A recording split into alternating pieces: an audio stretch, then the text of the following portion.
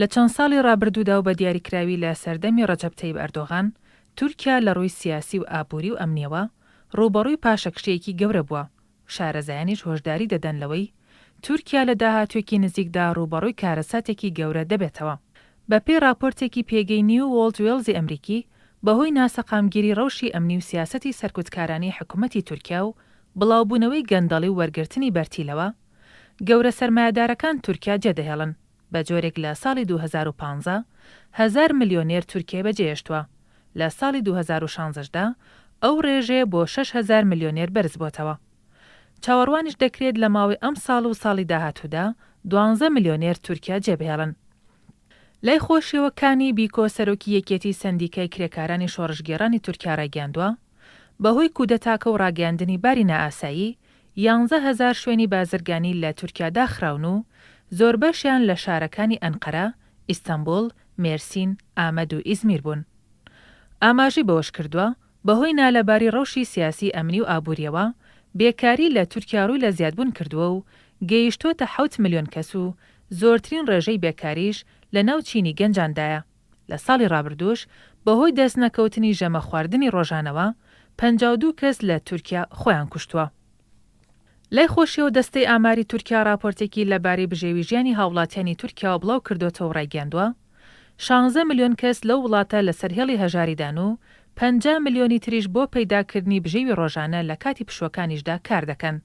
ئاشکراشی کردووە دەستکەوتنی بژێوی ڕۆژانە وای کردووە 52 ملیۆن کەس لە تورکیا لەسەر وەرگرتنی قەرز بژین و زیاتر لە 18 ملیۆنی تریش لە وەرزی زستاندا بێبەشن لە هۆکارەکانی گەرمکردنەوە.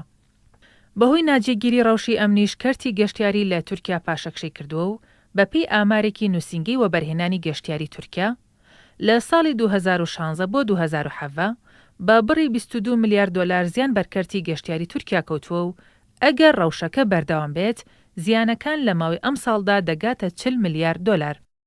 لەبارەی قەرزەکانی سەر وڵاتەکەشەوە وەزارەتی گەنجینی تورکیا بڵاوی کردوێتەوە تێکڕای قەرزەکانی سەر وڵاتەکەی زیاتر لە 712 میلیارد دۆلارە کە ئەوەش یەکسانە بە نیوەی بەرهەمە ناوخۆیەکانی تورکیا.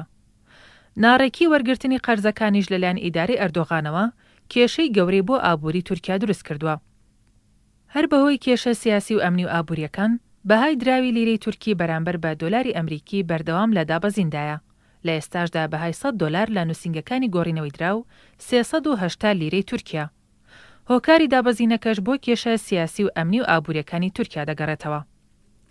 لەلایەکی ترەوە ڕێکخراوی پۆلێنکردنی متمانی ژاپۆنی هۆشداری داوە لە مایەپووچبوونی ئابووری تورکیا و هۆکارەکەشی بۆ ئەو باری نائاساییە گەڕاندۆتەوە کە لەلایەن دەسەڵاتدارانی ئەو وڵاتەوە سەپێنراوە و بازاڕەکانی تووشی شەلەل کردووە و وەبەرهێنەرە بیانیەکانیشی ڕووبەڕووی ترسی گەورە کردوتەوە. هەر لەباری ڕەوشی ئابووری وڵاتەکەەوە ئەرتوغڕول کورکچوو پەرلەمانتاری پارتی دیموکراتی گەلان هەدەپە هۆشداری داوە لە داڕوخانی ئابووری تورکیا و داواش لە پەرلەمان دەکات بە دوواداچوون بۆ پاشەکشەی ئابووری بکات و دەژڵێت دوور نییە ئابووری تورکیا ڕووبەڕووی داڕمانێکی گەورە بێتەوە، بە تایبەت دوای ئەوەی ئەو وڵاتە ناوی چۆتە لیستی ئەو وڵاتانەی کە ئابووریەکان لە ساڵی 2017 پاشەکشەی کردووە. بۆ ڕووبەڕووبوونەوەی قەیرانی دارایش حکوومەتی تورکیا لە سەرەتای ئەم ساڵەوە بڕیاری داوە بە ڕێژەی لە 14 باج لەسەر هاوڵاتیان زیاد بکات. لە ئێستاشدا گرانی نرخی خۆراک و کاڵاکان و بەرزبوونەوەی نرخی بنزین هاوڵاتیانی تورکیا هەراسان کردووە.